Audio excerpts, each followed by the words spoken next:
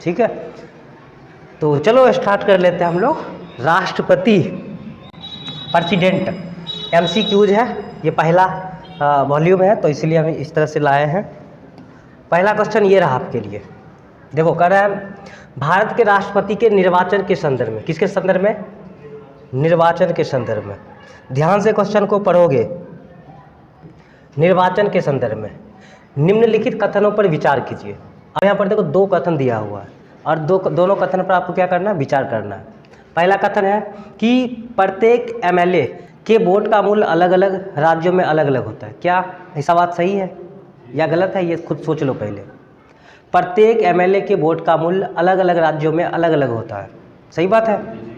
चलो सही है तो कोई बात नहीं। दूसरा देखते हैं। दूसरा कथन है कि लोकसभा के सदस्यों के वोट का मूल्य, लोकसभा के सदस्यों के वोट का मूल्य राज्यसभा के सदस्यों के वोट के मूल्य से अधिक होता है।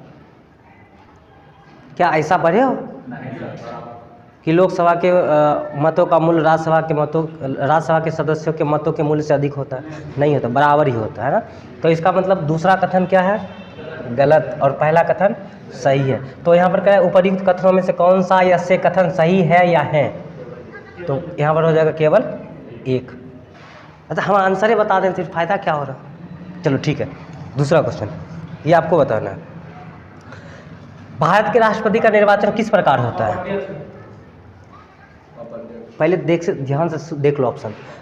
ऑप्शन नंबर ए प्रत्यक्ष रूप से, बी राज्यसभा के सदस्यों द्वारा, सी लोकसभा के सदस्यों द्वारा, डी अप्रत्यक्ष मतदान से। अप्रत्यक्ष मतदान से ना सही जवाब, ये सही इसका आंसर है। चलो तीसरा क्वेश्चन, तीसरे ना, हाँ। संविधान के अनुसार इनमें से राष्ट्रपति की विधायी शक्ति कौन सी नहीं है? विधायी शक्ति हम लोग पढ़े थे, याद करो। तो विधायी शक्ति इनमें से कौन नहीं है, ये कह रहा है। पहला ऑप्शन नंबर ए संसद का सत्र आहूत करना। आहूत करना मतलब होता है संसद के सत्र को बुलाना, ठीक है। तो क्या ये राष्ट्रपति का विधायी शक्ति है? बी संसद का सत्रावसान करना, यानी कि संसद के सत्र को समाप्त करना। सी संसद की बैठक स्थगित करना, और डी अध्यादेश जारी करना। याद करो हम लोग जो इससे पहले क्लास में जो पॉलिटी पढ़े थे उस समय अध्यादेश पढ़ के हम छोड़ दिए थे, है ना। तो बताओ इसमें से कौन सा आंसर सही होगा? सी, बताइए। मौन क्यों हो भाई साहब, बताओ। देखो संसद का सत्र आहूत करना, संसद का सत्र आहूत करता है राष्ट्रपति, सही बात है। राष्ट्रपति का ये विधायी शक्ति है। संसद का सत्रावसान भी करता है, ये भी विधायी शक्ति है। अध्यादेश भी जारी करता है, ये भी विधायी शक्ति है। और ये संसद की बैठक स्थगित नहीं करता है, ठीक है। तो विधायी शक्ति कौन नहीं है? तो option number C, option number C, ठीक। घर से पढ़ के आया करो, अगले बार से ध्यान रखोगे इस बात को। अगला क्वेश्चन है, नीचे दो वक्तव्य दिए गए हैं, दो वक्तव्य दिए गए हैं, दो वक्तव्य है। कथन ए, पहला कथन ए कह संघीय कार्यपालिका का मुखिया भारत का राष्ट्रपति होता है, यानी कि संघ का कार्यपालिका शक्ति जो है, ठीक है ना। तो वो मुखिया कहो या वास्तविक कार्यपालिका कह लो, बात एक ही है।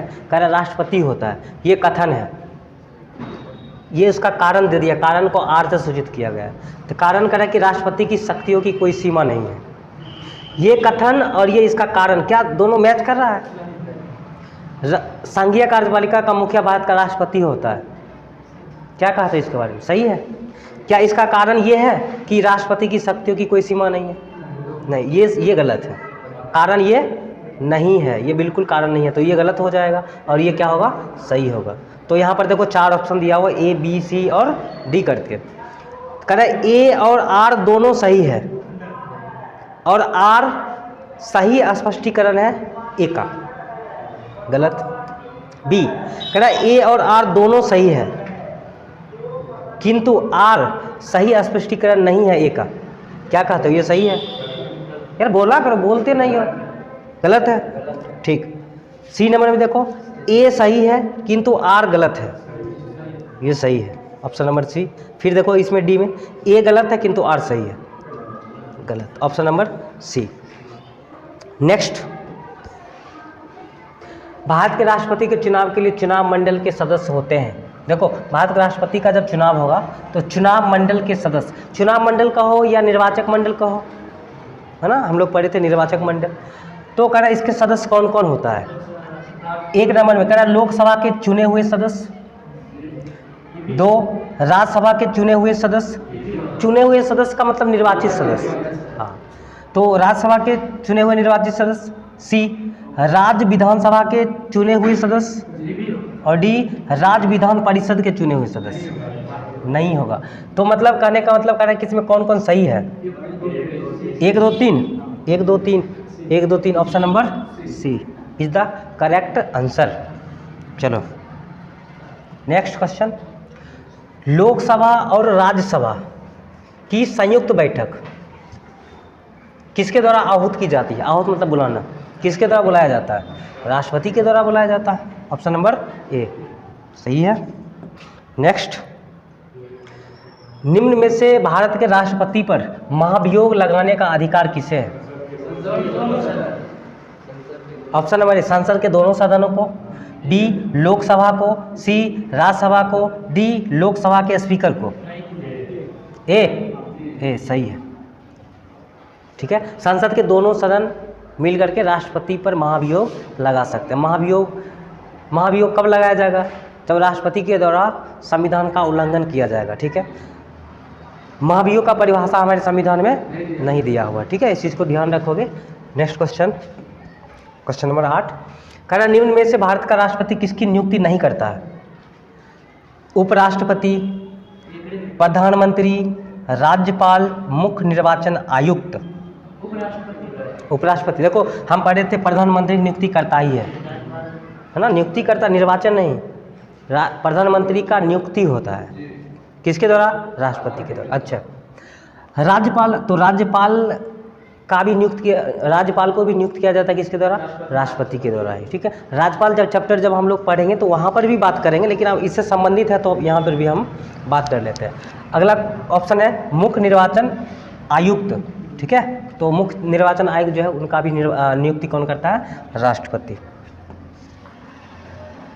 नेक्स्ट क्वेश्चन, भारतीय संविधान के किस अनुच्छेद के तहत राष्ट्रपति पर महाभियोग चलाया जा सकता है। 61, बहुत बढ़िया, ठीक है। हम लोग महाभियोग के बारे में पढ़े थे कि महाभियोग से संबंधित प्रावधान 2 आर्टिकल में दिया हुआ है। एक है आर्टिकल 56 और दूसरा है आर्टिकल 61, याद है ना। आर्टिकल 56 में ये कहा गया कि राष्ट्रपति को महाभियोग के द्वारा पद से हटाया जा सकता है, और आर्टिकल 61 है राष्ट्रपति पर महाभियोग की प्रक्रिया, है ना। तो ये 2 आर्टिकल महाभियोग से संबंधित है। नेक्स्ट क्वेश्चन देखो, राष्ट्रपति के उम्मीदवार के लिए क्या आवश्यक नहीं है। ए आयु 35 वर्ष हो, ये आवश्यक है, ये आवश्यक है। कल पढ़ा लिखा हो। सी नंबर, सांसद चुने जाने की योग्यता रखता हो। डी देश का नागरिक हो। बी अच्छा, बी फॉर बॉल, ठीक है। पढ़ा लिखा हो जरूरी नहीं है, तभी तो लोकतंत्र है। सब पढ़ा लिखा अगर व्यक्ति ही राष्ट्रपति बने तो लोकतंत्र का कोई मतलब नहीं रह जाएगा, ठीक है। देखो आयु 35 वर्ष हो, संसद के सदस्य बनने की योग्यता रखता हो, भारत का नागरिक हो, लाभ के पद पर नहीं हो, ये सारा चीज़ हम लोग पढ़े थे, ठीक है। तो आज का क्वेश्चन इतना ही रहेगा, ठीक है। फिर नेक्स्ट क्लास होगा तो फिर और क्वेश्चन आएगा, है ना। तो डन। तो आज हम लोग कहाँ से पढ़ेंगे, रिकॉर्डिंग बंद कर दो।